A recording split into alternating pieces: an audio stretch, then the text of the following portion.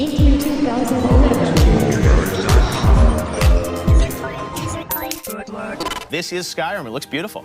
Here it is running on the 360. It is a huge, epic fantasy game where you can be who you want and do whatever you want. We're really, really pushing the hardware.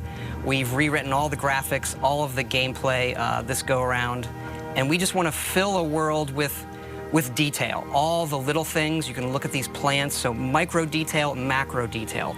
You can walk to the top of that mountain. If you've played our stuff, you know these are huge games that are wide open for you to explore and do what you want. We have a new animation system, so you can play in third person. So some nice blending on the character. That is Dragonborn. That is, you can be whoever you want, male or female. This is the character we're showing. So a lot of people like to play in third person, so it's a real viable option this go around. You've got wildlife. You've got the world is really alive. Really, really alive. That's what we push for. And you are who you play. The right trigger does your right hand. The left trigger does your left hand. And so as opposed to picking a character, you just be who you want, do what you want. So now I'm kind of being a battle mage, where the left trigger is casting this healing spell, and I can put that in any hand if I want. So right trigger and then left trigger. Dual wield spells, and you power up. What's cool is if you pull both triggers at the same time, you get a more powerful version of that spell. Now we're headed up high up into the mountains where it gets snowy to this Nordic ruin. This is one of our over 150 dungeons that we have in the game, and the ancient Nords used to worship dragons. So here we are inside the dungeon with our bow. We do have a lot of cool stealth gameplay as well.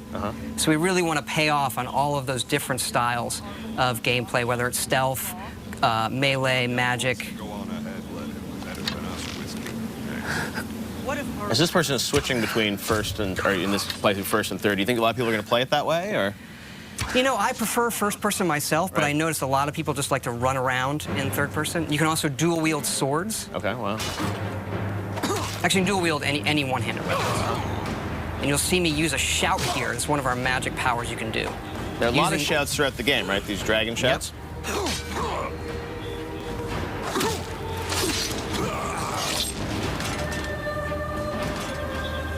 And up here we're seeing the undead, the Draugr, who live in this Nordic ruin. Using a flame spell in my left hand, sword in my right. And then another shout power. And how do you gain these shout powers throughout the game? You'll see some of that coming up, actually. But you learn the words, and then you have to unlock the ability to use them. So you learn these words of power in the dragon language. And the dragons in the game are a big feature, and when they're doing things, they're using the words as well. There are staves you can use to light areas of dungeons on our way out of this dungeon. Wow. We use water as a nice feature to guide you out sometimes as well. They have a new sort of story system in this too, right? A Radiant story system? Radiant story that guides all of our quests to make it, since it is a big open game, to give us some more control over the experience you're going to have and make it more dynamic. Wow.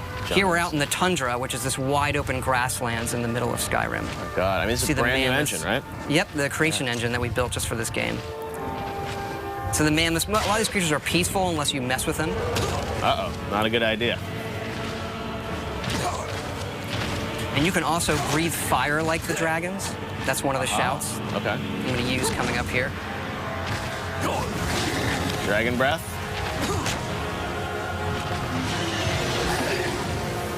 Aha.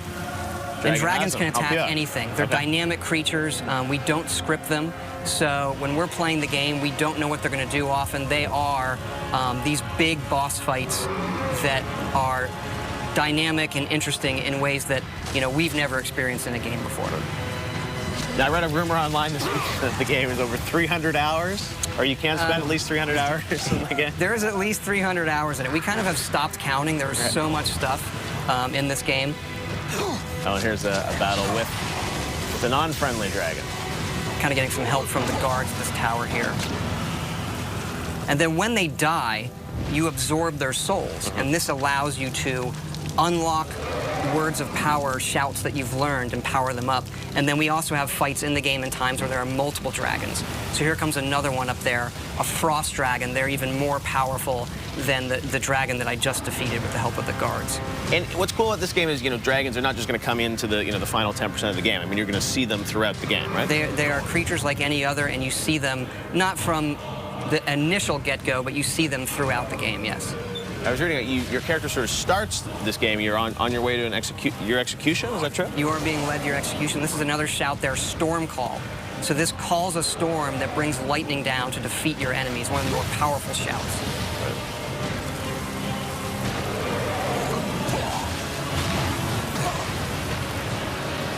And then once the dragons get hurt enough, they can't fly, and they'll either land or they'll crash. And how will your relationship with these dragons change throughout the game? I mean, obviously, there's some that will be friendly to you. I don't want to quite spoil it yet, but they all aren't out to destroy the world. And why they're back and what they want is part of the mystery of the main quest in the game that you're going to uncover.